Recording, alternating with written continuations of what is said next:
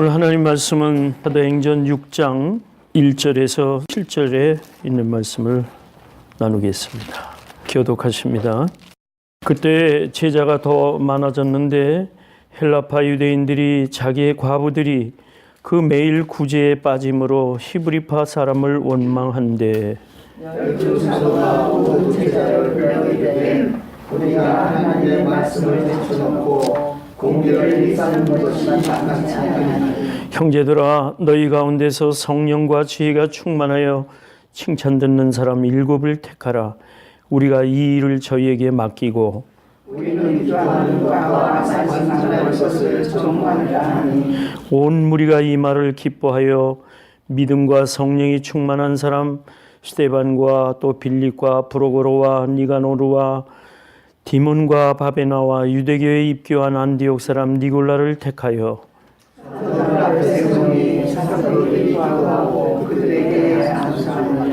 하나님의 말씀이 점점 왕성하여 예루살렘에 있는 제자의 수가 더 심히 많아지고 허다한 제사장의 무리도 이 도에 복종하니라.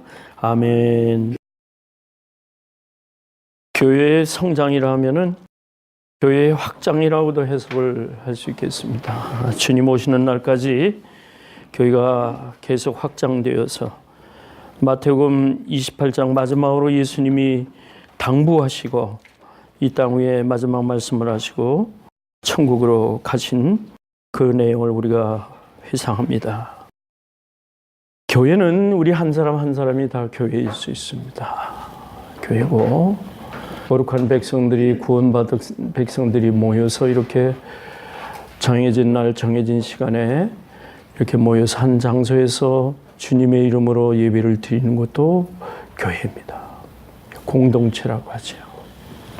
그래서 예수님이 역사적으로 볼 때 십자가의 사건 이후에 죽음에서 부활하신 후에 40일간을 제자들을 보이시고 하나님의 나라의 일을 계속 말씀하셨습니다. 마태복음 28장 19절 이후에 보면은 우리 예수님께서 권세를 가지시고 이제 성령을 받고 하나님이 약속하신 것을 제자들에게 주시면서 세례를 주고 그들을 가르쳐서 분부한 모든 것을 가르쳐서 지키게 하라. 마지막에 유언을 주신 거예요. 마지막 말씀으로 남기신 겁니다. 그래서 분명한 목적을 깨닫고 교회를 세워 나간다면 그 교회가 가장 건전한 교회입니다. 교회는 세상의 번영을 추구하는 것도 아니요, 명예를 추구하는 것도 아니요.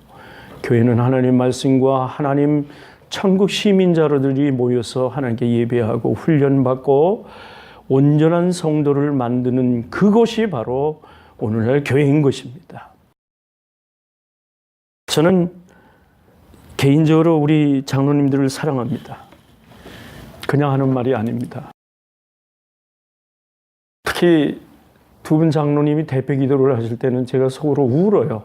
왜 눈물이 자꾸 나오냐면은 어쩌면 신앙관을 바로 잘 가지셔서 교회가 추구하는 이 마지막 때에 추구하는 그 목표를 두 분들은 잘 알고 계십니다. 선교하는 교회로서 그러한 성격을 가지고 우리가 교회가 추구해 나가야 할 방향이다 하는 것을 그 기도문 속에 여러분들이 다 담고 계십니다. 우리는 선교를 해야 돼. 이게 마지막으로 주님이 우리에게 당부하신 부탁의 말씀이에요. 땅끝까지 이르러 내 증인이 되라. 땅끝까지 이르러 분부한 모든 것을 가르쳐 지키게 하라. 그러면서 주님이 약속하시기를 내가 세상 끝날까지 항상 너희와 함께 있으리라. 아멘. 주님이 우리를 지금 지켜주시는 거예요. 우리의 기본적인 교회관은 같은 겁니다.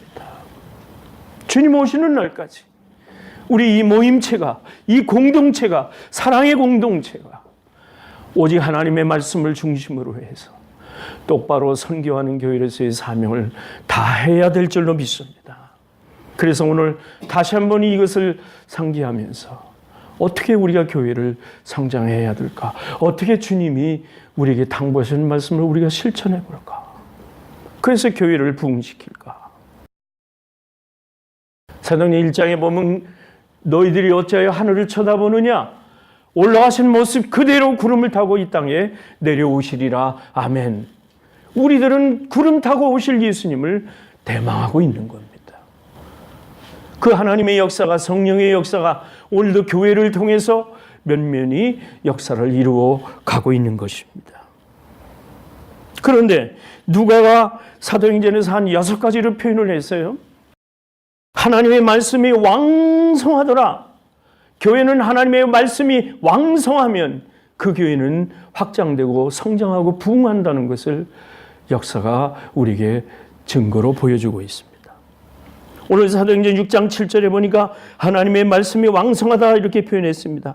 사도행전 9장 31절에 보니까 그리하여 온 유대와 갈릴리와 사마리아와 교회가 평안에 든든히 서가고 주를 경외함과 성령의 위로로 진행하여 수가 더 많아지니라. 사도행전 12장 24절에 하나님의 말씀은 흥왕하여 더하더라. 사도행전 16장 5절에 보니까 이에 여러 교회가 믿음이 더 굳어지고 수가 날마다 더하더라. 사도행전 19장 20절 보니까 이와 같이 주의 말씀이 힘이 있어 흥왕하여 세력을 얻으니라. 사도행전 28장 30절 마지막을 보니까 바울이 온 이태를 자기 셋집에 유하며 자기에게 오는 사람을 다 영접하고 담대히 하나님 나라를 전파하며 주 예수 그리스도에게 관한 것을 가르치되 그 많은 사람이 없었더라.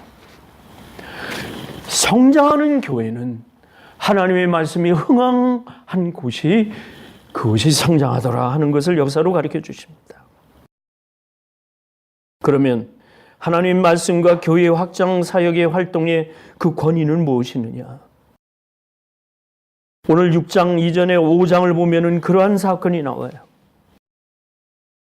사도들이 하나님의 말씀을 선포할 때에 이때 대제사장과 사두개인들이 시기가 가득해서 이들을 데려다가 옥에 가두었습니다. 그런데 하나님의 천사가 밤에 옥문을 열고 이들을 주의 사자들을 끌어내서 주의 사도들을 끌어내서 천사가 이야기하기를 말하되 가서 성전에 서서 이 생명의 말씀을 다 백성에게 전하라.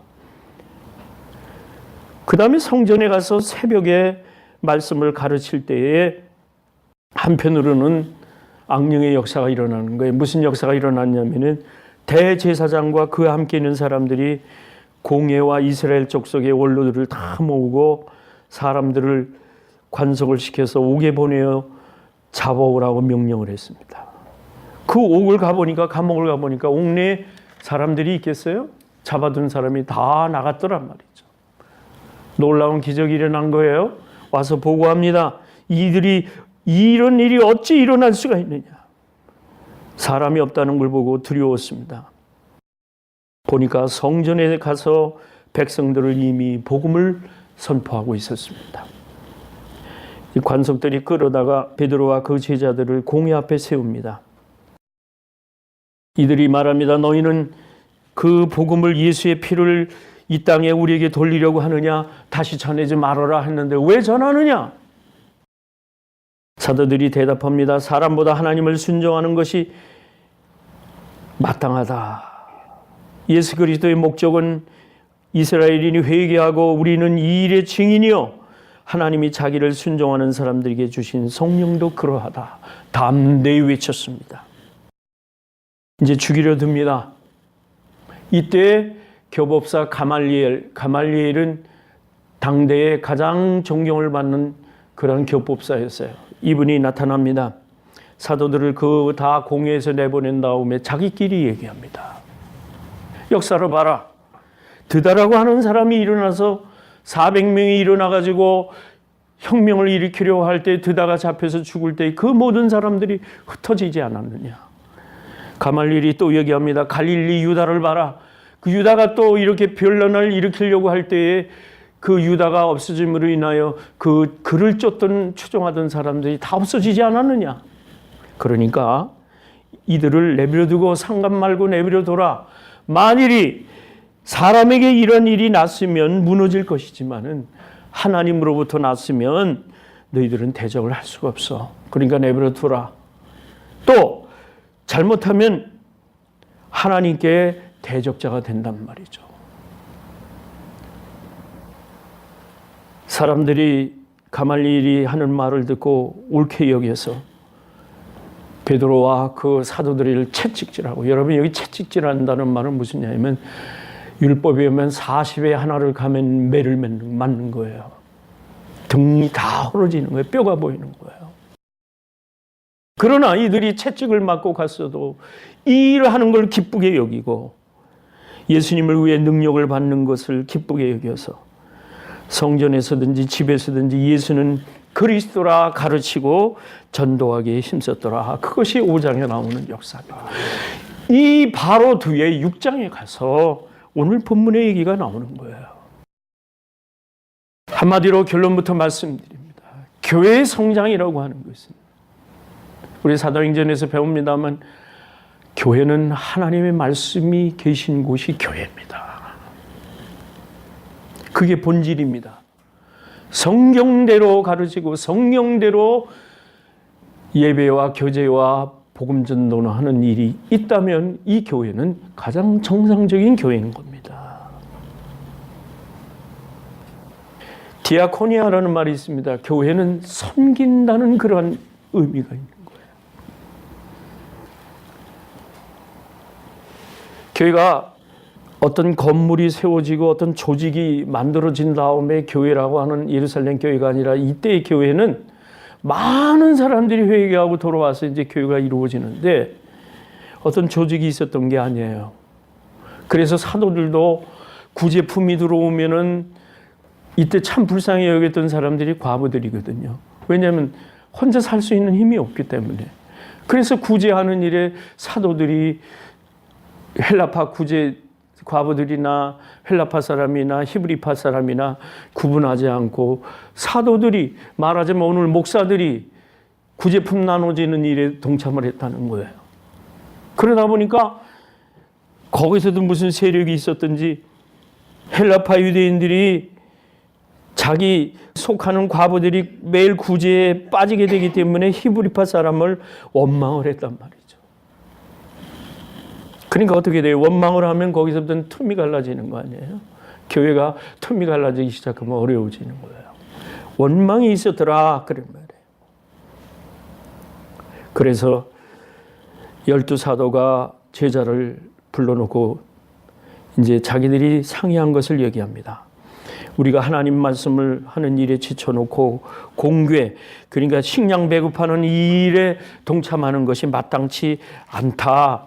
형제들아, 그러니까 이제 여러분들 중에서 지혜가 있고 성령이 충만한 사람, 칭찬 듣는 사람, 일꾼들을 7명만 뽑아라. 집사라고 하는 것은 이렇게 심부름 하는 사람, 일을 하는 사람을 집사라고 그래요. 집사 7을 뽑아라. 우리가 이 공개하는 일을 맡기겠다. 이게 오늘 교회의 형태인 것. 사역을 구분한 거예요. 한 성령이 행하시는 것을 그 부르심을 따라서 은사대로 역할을 나눈 겁니다. 사역자는 기도하는 일이나 말씀 전하는 일에 오늘날 교회의 목사들은 말씀 연구하는 시간도 사실 부족해요. 어떻게 하면은 일주일 내내 고민하면서 다음 주에 사랑하는 성도들에게 어떻게 하면 하나님 말씀을 풀어줘야 되는가. 이거 고민하는 일이 일주일 가는 겁니다. 그런 교회일수록 교회가 튼튼해지는 겁니다. 행정하는 일에, 행정적인 일에 목사가 너무 동참하고 분주하게 바빠들이면 그만한 시간에 말씀을 연구하는 시간을 빼앗기는 거예요. 교회 살림하는데 행정이 서툴렀던가 봐요.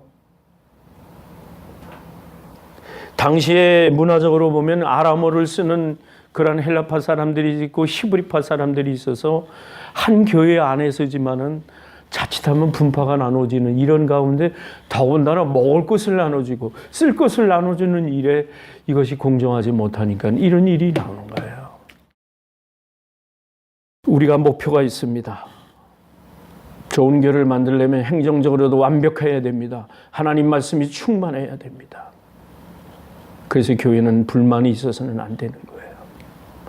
사도행전 2장 42절 이후에 보면은 사도들의 가르침을 받아 이들이 서로 떡을 나누며 서로 식사를 나누며 서로 재산을 팔아 서로 공평하게 나누어 가졌다. 이 말은 힘들고 어려운 사람들이 그 교회에 없었더라는 거예요. 돌보아 줬다는 거예요.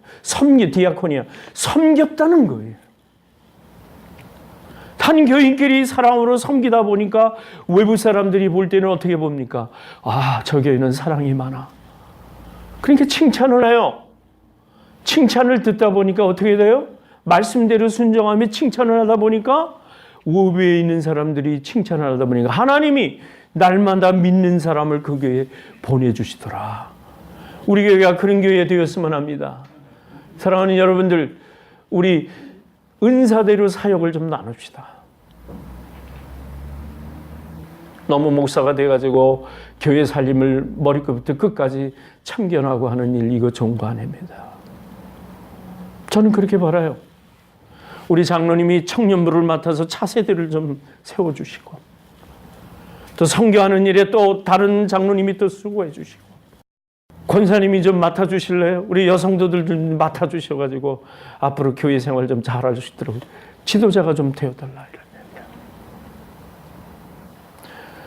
어느 목사님들이랑 만나면 이런 얘기 나눕니다. 이제 교회는 차세대를 좀 키워줘야 된다. 다음 세대들이 세상으로 빠져나가지 아니하고 교회로 모일 수 있도록 차세대 전략을 세워라, 전략을 세워라. 우리는 금방 가요.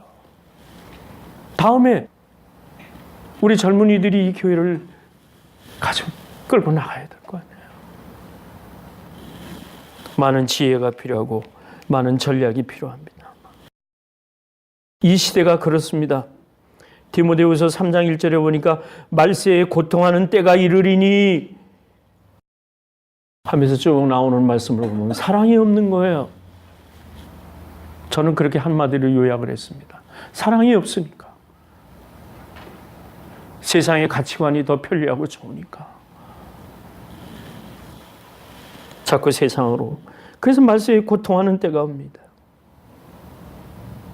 교회의 중요성을 인식해줘가지고 교회가 본분을 다할 때, 그런데 이 본분이 뭐냐면 말씀을 다할 때, 성경대로 할 때, 성경 안에서 권위를 가지고 할 때, 이때 그 구루터기가 좀 제대로만 된다면 하나님께서 보내주시는 것인 줄로 믿습니다. 저는 여러분이 전도하시지만 그 사람을 결심하여 하나님이 우리 교회로 보내주신다고 믿을 때 우리가 준비를 해야 됩니다. 그렇기 때문에 우리 목표는 교회가 하나님 말씀으로 왕성해서 믿는 자의 수가 많아지는 선교적인 활동을 해야 됩니다. 우리 목표의식을 확인하고 또 확인해 봅니다. 디모데후서 3장 14절을 보니까 배우고 확신하는 일에 우리가 헌신이 있어야 되는데, 그 다음을 보니까 모든 성경은 하나님의 감동으로 된 것으로 교훈과 책망과 바르게 함과 의로 교육하기에 유익하니 이는 하나님의 사람으로 온전하게 하며 모든 선한 일을 행하기에 온전하게 하려 합니다. 아멘. 너는 말씀을 전파하라. 때를 얻든지 못 얻든지 항상 힘쓰라 그랬습니다. 결론을 드립니다. 말씀이 충만해서 교회가 흥왕하여 가는 역사를 배워서 우리에게 성장에게 도구를 삼고자 합니다. 하나님께서 보내주시는 사람들, 구원받는 사람을 주님께서 날마다 더하게 하시는 그 교회, 우리 교회는 이 진리를 깨닫고 그 안에서 헌신하고 순종하는 분들이, 이 일꾼들이 모이는 말씀 전파 사역을 다해야 됩니다. 교회는 제자리에 있으면 안 됩니다. 세계 정결을 향해서 우리 교회가 그 역할을 주님 오시기 전에 다 할 수 있는 그러한 교회가 되어지시기를 주의 이름으로 간절히 축원합니다. 거룩하신 하나님 아버지 감사합니다. 하나님이 그리스도의 피값으로 사신 교회라 하였습니다. 그 피값으로 사신 교회가 본분을 다할 수 있도록 우리에게 힘주시고 우리를 인도하여 주옵소서. 우리 교회 칭찬 듣는 교회 되게 하여 주시옵소서. 하나님께서 날마다 믿는 사람을 보내주시는 교회에 삼아 주시옵소서. 사랑하는 성도들, 은사대로 받은 바 한 성령 안에서의 은사대로 각자의 역할을 맡아서 이 역할들이 모여서 하나의 교회를 이룰 수 있는 교회로 이 시대에 맞는 교회가 되게 하여 주옵소서. 예수님의 이름으로 기도하옵나이다. 아멘.